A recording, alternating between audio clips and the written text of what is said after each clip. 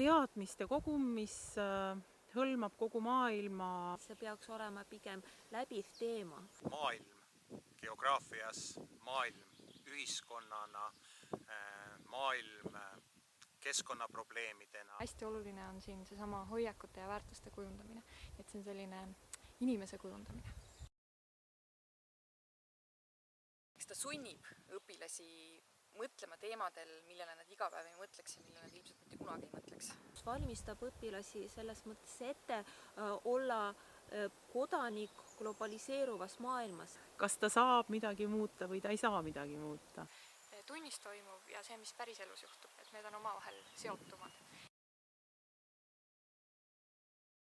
Võimalusi erinevaid projekte läbi viia. Panna õpetajad koostööd tegema, õppeaineid omavahel integreerida. Mina tänu sellele ainele laiendasin oma silmaringi. Ma usun, et kooli jaoks annab maailmaharidus rakendamine täna oma õppekavas seda, et ta tegelikult on sammukese tulevikust ees.